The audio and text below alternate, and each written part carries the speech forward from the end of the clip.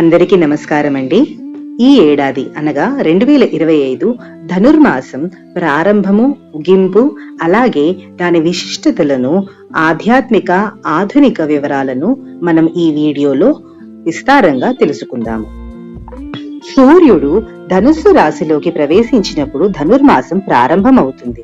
ఈ ఏడాది డిసెంబర్ 16 మంగళవారం నుండి ధనుర్మాసం మొదలవుతుంది. అలాగే సూర్యుడు మకర రాశిలోకి ప్రవేశించడంతో ధనుర్మాసం ముగుస్తుంది. అనగా భోగి జనవరి 14, 2026న ధనుర్మాసం ముగుస్తుంది. ధనుర్మాసాన్ని చాపామాసం, కార్మిక మాసం అని కూడా అంటారు. ఇవన్నీ ధనస్సుకు సంస్కృత పర్యాపదాలు అన్నమాట. ఈ ధనుర్మాసంలో విశేషంగా విష్ణుమూర్తికి, ముఖ్యంగా మధుసూదన రూపానికి అంకితం చేయబడిన మాసం. అలాగే గోదాదేవి రచించిన తిరుప్పావై అనే దివ్య ప్రబంధాన్ని పారాయణం చేస్తారు. ఇది వేదాల సారం అని నమ్ముతారు. ఈ మాసంలో రోజుకు ముందే తెల్లవారుజామున పూజలు, పారాయణాలు చేయడం వల్ల దైవానుగ్రహం లభిస్తుందని ప్రతీతి. ఈ మాసంలో వివాహాలు, గృహప్రవేశాలు వంటి శుభకార్యాలు చేయరు. భౌతిక కార్యాల కన్నా ఆధ్యాత్మికతకు ప్రాధాన్యత ఇస్తారు. అలాగే మొదటి 15 రోజులు చక్కెర పొంగలి, పులగము, తరువాత 15 రోజులు దద్దోజనము నైవేద్యంగా సమర్పిస్తారు.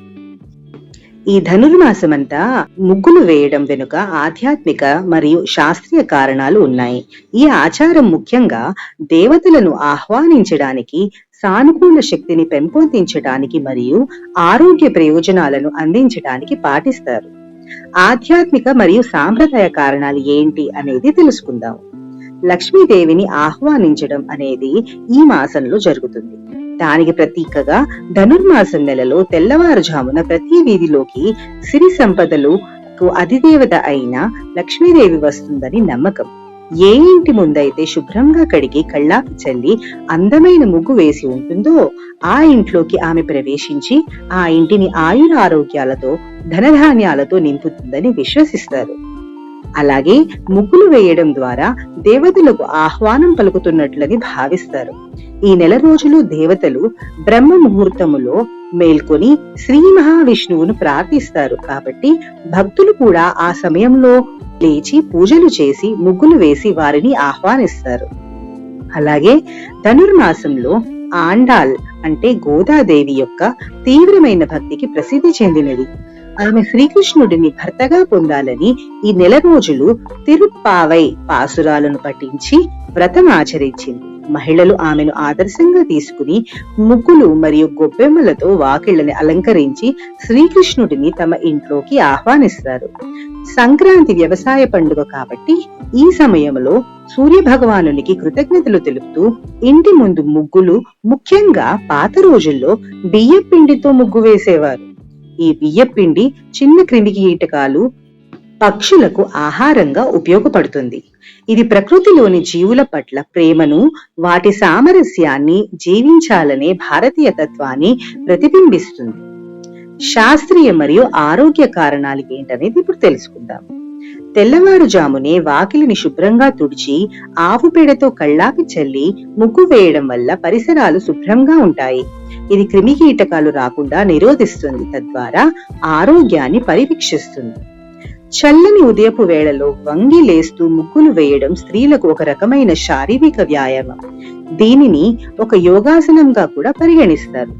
తెల్లవారుజామునే స్వచ్ఛమైన గాలి, ప్రశాంతమైన వాతావరణంలో ముగ్గులు వేయడం వలన మనసుకు ఎంతో ప్రశాంతత లభిస్తుంది. ముగ్గులు ఇంటికి అందాన్ని, సానుకూలతను తెస్తాయి మరియు దురదృష్టాన్ని దూరం చేస్తాయని ప్రగాఢ విశ్వాసం. పెళ్లి కాని అమ్మాయిలు ఇంటి ముందు ముగ్గులు వేసి గొబ్బిళ్లతో పూజలు చేస్తే మంచి వరుడు దొరుకుతాడని నమ్మకం. ఈ నెలలో వైష్ణవాలయాలు, సూర్యాలయాలను సందర్శించడం శుభప్రదం. ఉదయం, సాయంత్రం దీపారాధన చేయడం వల్ల లక్ష్మీదేవి అనుగ్రహం, దరిద్రం నివారణ కలుగుతాయి. అలాగే ధనుర్మాసంలోనే ఆరుద్ర నక్షత్రం రోజున నటరాజు కామసుందరి కళ్యాణం జరిగి తిరువధీరై కాళి అనే ప్రసాదం సమర్పిస్తారు. అంటే బెల్లంతో చేసిన పాయసం అన్నమాట. అలాగే తమిళంలో మార్గళి తమిళంలో దీనిని మార్గళి మాసం అని జరుపుకుంటారు. ఇక్కడ కూడా తిరుప్పావై పారాయణం చేస్తారు. ఇలాంటి మరెన్నో విషయాలతో నేను ఇంకా ముందు మంచి మంచి వీడియోస్ తో మీ ముందుకు వస్తాను. అంతవరకు సెలవు. నమస్కారం.